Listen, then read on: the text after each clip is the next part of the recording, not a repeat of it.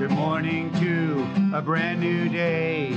Time to learn and games to play. Learning things is so much fun. Learning is good for everyone.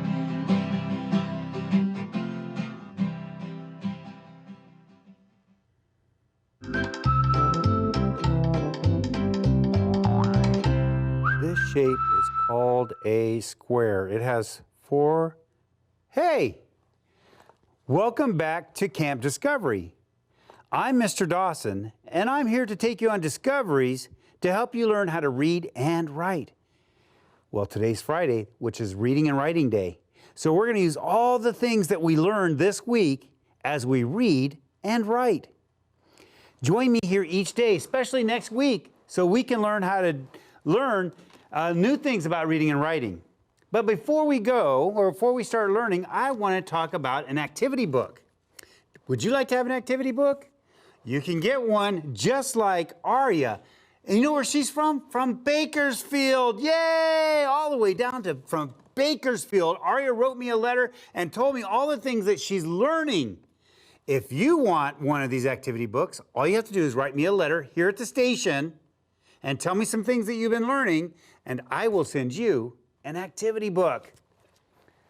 Today is reading day, and I want to talk about our essential question, growing tall. How do living things change as they grow? We're going to talk about that. We're going to talk about how things change and grow. How are we going to do that? With my book today, A Grand Old Tree. Now remember, there is the front cover, there is the back cover, and then there is the spine of the book. That makes up the book. And there's the title, A Grand Old Tree. And this book is narrative. So remember, there's two kinds of text. There's the narrative text, which is kind of like a story, and informational text, which gives us information and usually is true. Remember that when a teacher shows you a book or reads a book, or in this case shows you a video, they want to make sure that you have listened well. How do they do that? They ask questions. They ask questions to see if you've really been listening. So after you watch this story, guess what I'm going to do? That's right, I'm going to ask you some questions. So are you ready to listen to a story? And are you ready to answer some questions when we come back from the story? I hope so. I hope you enjoy this story, A Grand Old Tree. Here we go. A Grand Old Tree by Mary Noel de Palma. A grand old tree. Once there was a grand old tree. Her roots sank deep into the earth. Her arms reached high into the sky.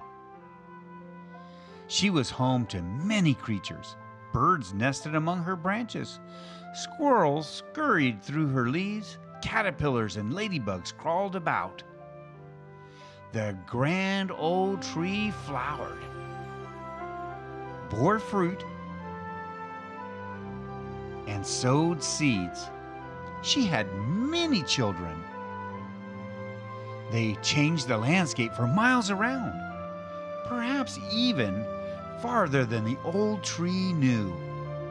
The grand old tree lived a long, long time.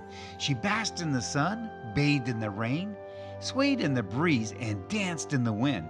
She grew and shed many millions of leaves. At last, the grand old tree was very, very old. Her branches no longer swayed and danced, but cracked and snapped in the wind. Finally, she fell, and snow gently covered her. The old tree died. She no longer flowered, bore fruit, or sowed seeds. But she was still home to many creatures. Raccoons nested in her trunk, centipedes crawled along her branches, and lichen grew on her bark. The grand old tree slowly crumbled she became part of the earth. Today, the roots of her grandchildren sink deep into this earth. Their arms reach high into the sky. They are home to many creatures, just like the grand old tree. Did you enjoy that book? A Grand Old Tree?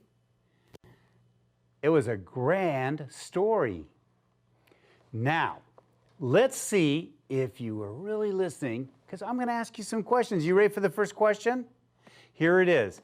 What animals lived in the tree? Say them really loud so I can hear. Oh, I just heard somebody say it. I heard somebody say birds. Yes, birds lived in the tree. They were in the nest. What other animal was in the tree? Right. A squirrel. The squirrels were in the trees. You guys are remembering a lot of the story. That is awesome. Okay, let's try one more. What is another animal that was in the tree? What? Oh, right. Ladybugs. Yes, ladybugs were in the tree. That is quite amazing. Okay, let's try another question. What happened when the tree sowed seeds? What happened? Right. The tree sowed seeds, and she had many children. What does that mean? She had many children. Oh, I know. Those seeds went out and they planted themselves, and then they grew up into little trees themselves that are going to grow into a big, grand old tree. Right. Okay, here's my last question. What happened as the tree got older? What happened? Right. She got old, and then she fell. The tree fell, and then she died. Right. But you know what's cool? That even though she died, the tree was still used as a home. Did you see that animal inside the tree when it was laying on the ground? Yes. That is awesome. Let's talk about a couple pages of our story. I want to look at this one. It says, her roots sank deep into the earth. Her arms reached high into the sky. I want to talk about first punctuation, because I want to see if it's a sentence. Does it have a punctuation at the end? It does. It has a period right there. And does it have an uppercase first letter? Yes, it does. And we talked about this a while back, how sentences, for us to read it, we like to have spaces in between words so that we can read the words a little more easily. So when you're writing your words, make sure that you are putting spaces in there. All right, it looks like we're running out of time.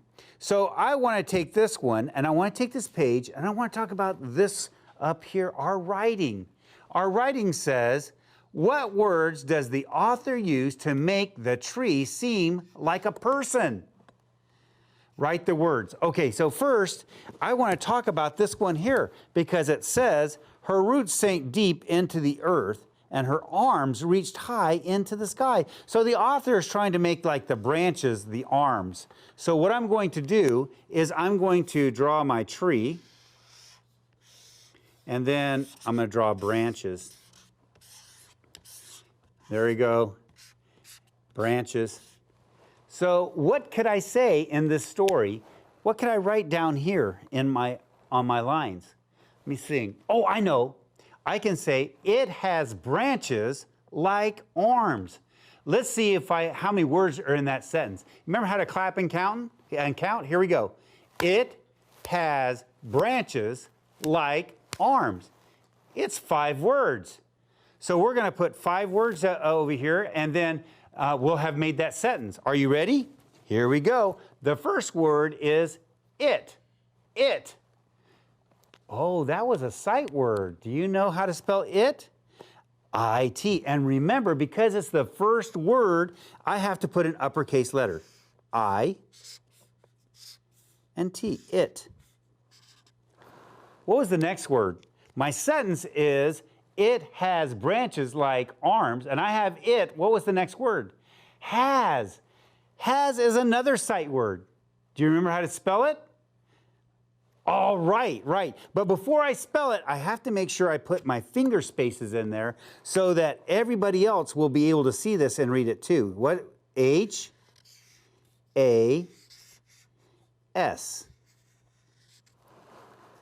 So our sentence is, it has branches like arms, and I have it has, what's the next word? Branches. Ooh, that's a cool word. Let's see how many syllables are in branches. Are you ready? Let's clap it. Branches.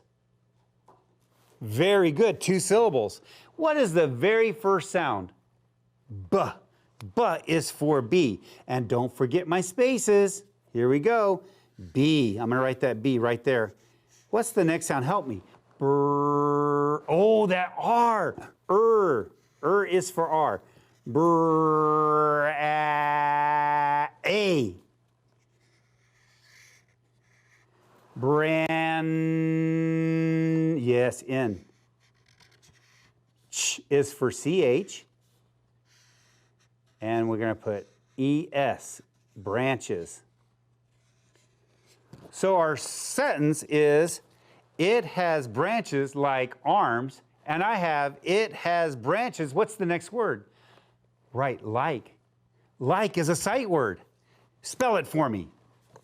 L-I-K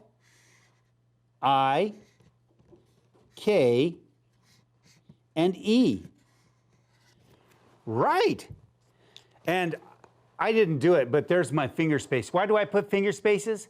Because it makes it easier for others who are reading our writings to read it. If they're all squished together, it would be way too hard to read it. Okay, so our sentence is, it has branches like arms, and I have it has branches like arms. Are you ready to spell arms? I hear the first sound is R, but guess what? It really is going to be an A and an R. And what's that last phoneme? Ending phoneme. Arm. Is for M. And I'm running out of space. What am I going to do? Okay, there I did it. So our sentence is, it has branches like arms. Oh, I got to have an S on there. And then I have to have a punctuation to end it. It has branches like arms. I'm done with my sentence, so I have to stop, and I have to put a punctuation. In this case, I'm going to put a period. And we finished it. Let's read it one more time. It has branches like arms. Look at that. We read a book. We wrote. We're using the skills that we've learned all week. That's what's amazing about Discovery Ranch. Keep coming back here each week and every day so you can learn more and become a great reader and a great writer.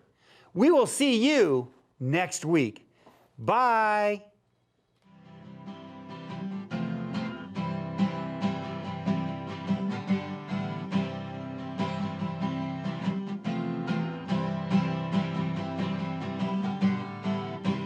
Good morning to a brand new day. Time to learn and games to play. Learning things is so much fun. Learning is good for everyone.